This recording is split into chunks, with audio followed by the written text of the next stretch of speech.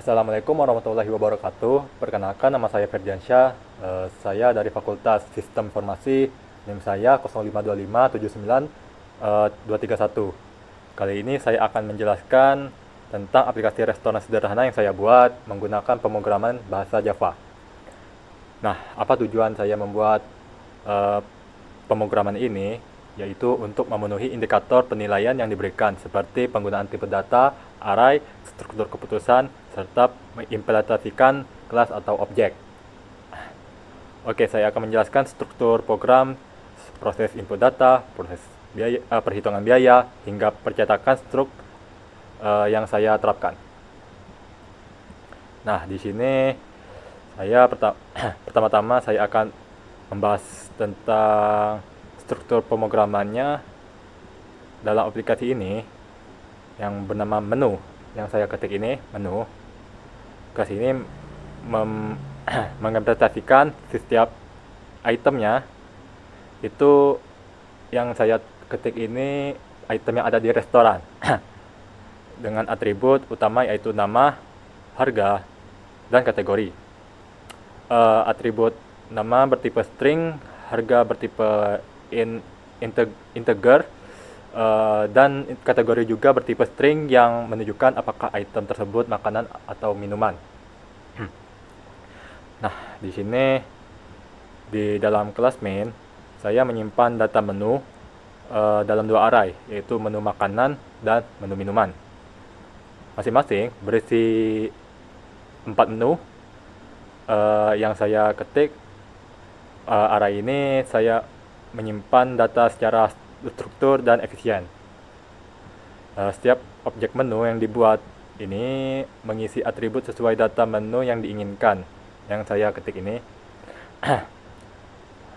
Jadi kita bisa mengakses daftar menu dengan mudah dan melakukan pencarian atau penampilan daftar menu. Nah, saya akan membuat tampilan menu dan menampilkan semua menu makanan dan minuman secara berstruktur untuk memudahkan penggunaan memilih item. Selain itu, metode yang saya buat ini seperti menu ini memungkinkan pencarian menunya berdasarkan nama. Pencariannya menggunakan perulangan sederhana. Tapi di sini kita tidak boleh menggunakan perulangan. Di dalam array ini, di penggunaan kelas dan objek yang saya buat ini untuk memudahkan pengolahan data menu dan dapat memperlihatkan konsep pemrograman berorientasi objek secara nyata. Oke, di sini saya menampilkan daftar menu serta pengguna yang meminta sebuah pesanan yang berisi 4 menu ini ya. 4 menu. Oke, setiap pengguna memasukkan nama menu seperti ini. Kita ketik kelas menu dengan kategori nama, harga, dan dengan item, nama, harga, dan kategori. String integer dan string ini sebagai array-nya. Oke, di sini setiap pengguna memasukkan menu itu bisa jika menu ditemukan, program yang diminta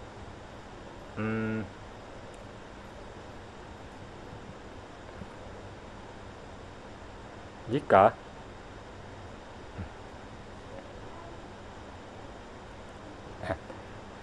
jika menu ditemukan, program yang diminta pengguna ini memasukkan jumlah pesanan tersebut. Yang saya masukkan ini jumlah pesanan pengguna yang diminta. Kalau jumlah yang dimasukkan tidak positif, program yang ditampilkan itu error dan meminta input ulang. Jika menu tidak ditemukan, program yang ditampilkan itu tidak ada, dan untuk meminta input ulang. Jadi pendekatan ini saya menggunakan struktur if dan else yang sederhana tanpa pengulangan berlebihan sesuai instruksi yang dibuat oleh soal. Selain itu saya membuat variabel seperti array dan objek menu yang menyimpan menu untuk dipesan. Array ini jumlahnya banyak. Data yang digunakan tuh tergantung proses perhitungan selanjutnya. Oke, dari elemen yang saya ketik ini semua item dipesan ya. Jadi kita disuruh menghitung total biaya, jadi saya menghitungnya sesuai harga per item untuk mendapatkan harga sesuai jumlah yang didapatkan total per item. Lalu kita jumlahkan semua untuk mendapatkan subtotalnya. Dari sini saya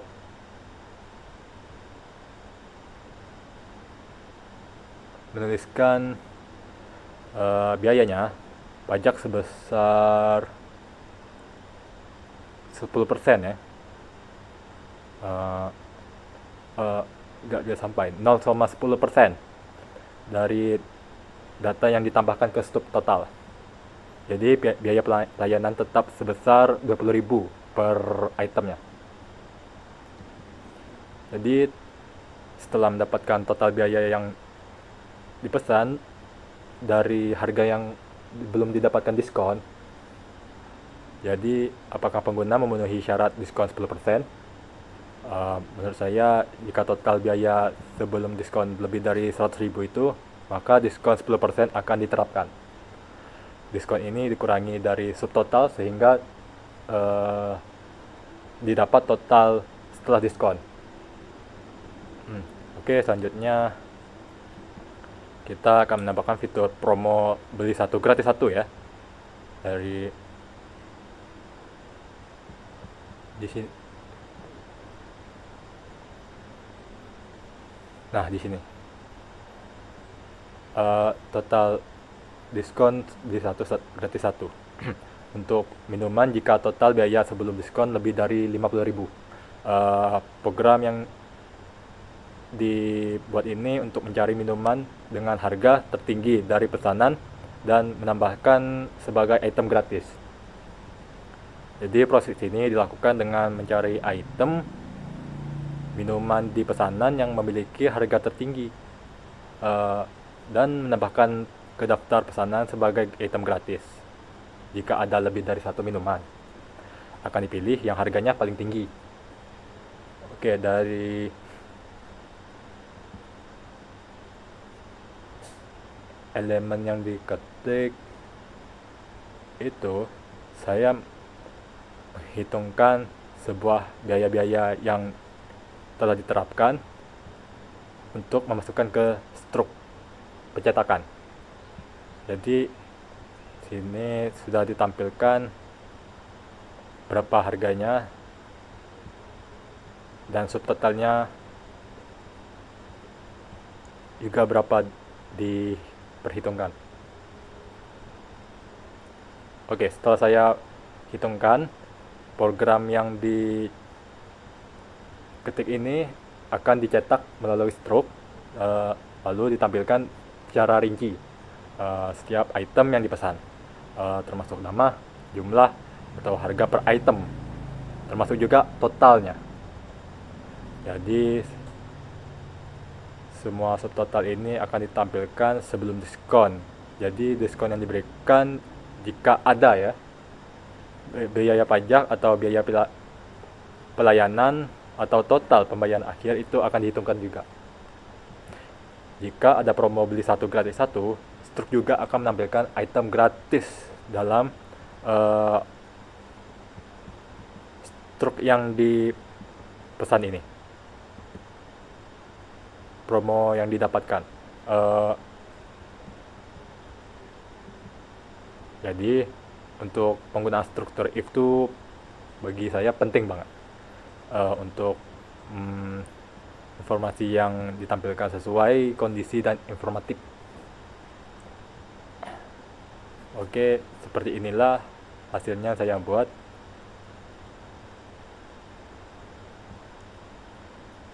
Untuk hasil gambar struknya belum saya coba, tapi belum tahu saya bagaimana hasilnya.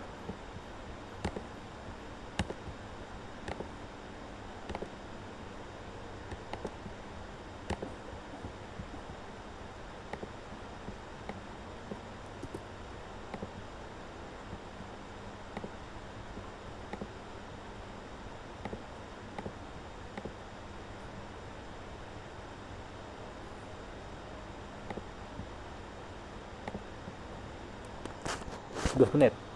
Cukup ya.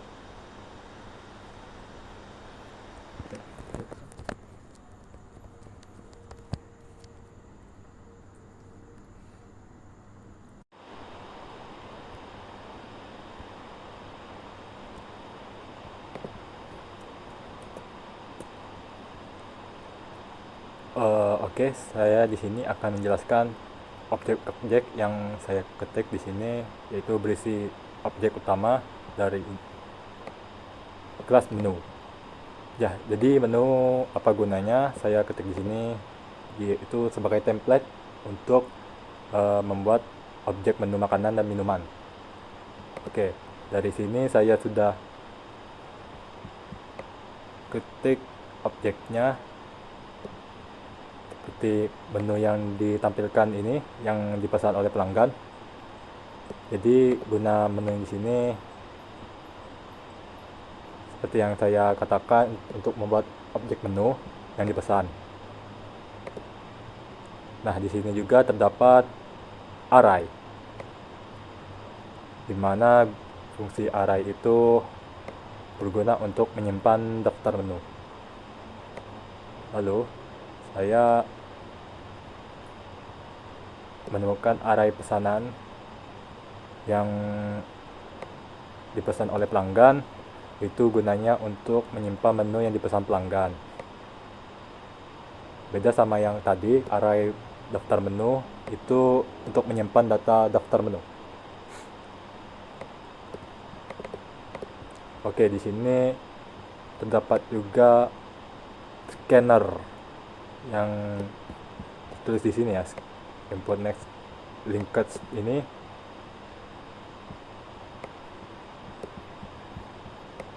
Itu gunanya untuk membaca input penggunaan data ini.